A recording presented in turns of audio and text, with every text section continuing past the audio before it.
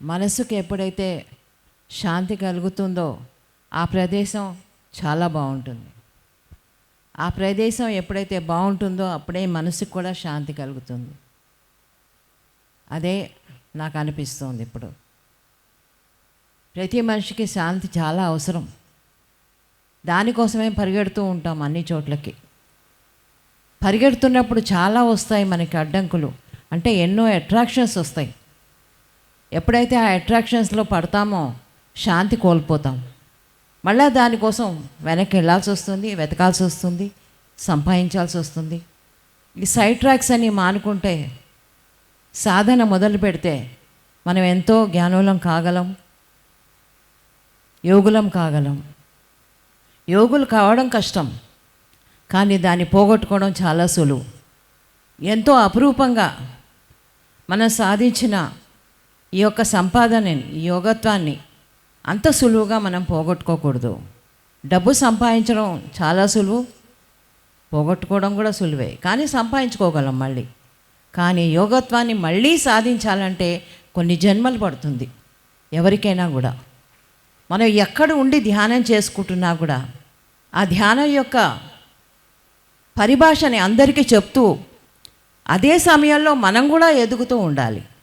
తన ధ్యేయం ఏంటో చేసుకుంటూనే పోయారు. అలాంటి ఆయన దగ్గర మనం అందరం ఉన్నాం, తీసుకున్నాం. ఆయన అడుగుజాడల్లో మనం నడుస్తున్నామంటే ఆయన జ్ఞానాన్నే కాదు, ఆయన ప్రవర్తనని, ఆ జీవితాన్ని కూడా మనం అవలించుకోవాలి.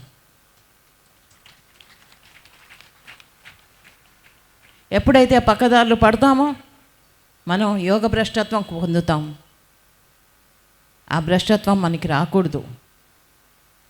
ఈ మెరుగులకి లొంగకూడదు, ఈ పొగడ్తలకి లొంగకూడదు.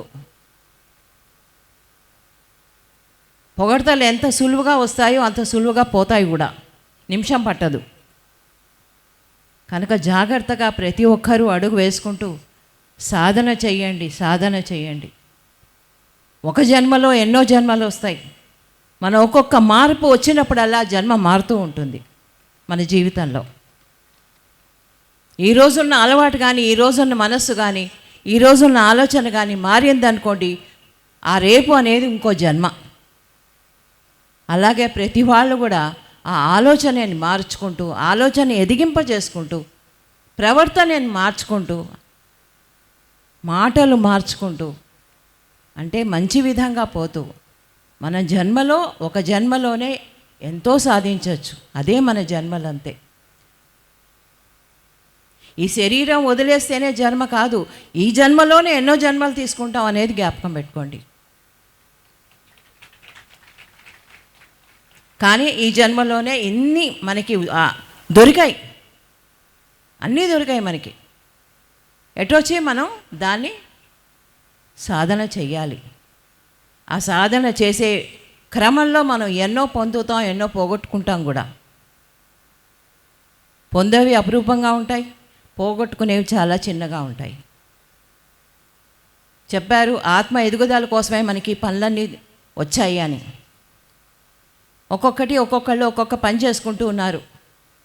ఆత్మ ఎదుగుతూ ఉంటుంది, కానీ ఆ ఎదిగే క్రమంలో ఎప్పుడైతే ఆ మనిషి ఇంత చేశారు అనే ఒక పొగడ్తని ఆ మనిషిని మారుస్తుందో, ఇంకా అప్పుడే అయిపోయింది ఆ మనిషి యొక్క పురోగతి, ఆగిపోతుంది అక్కడ.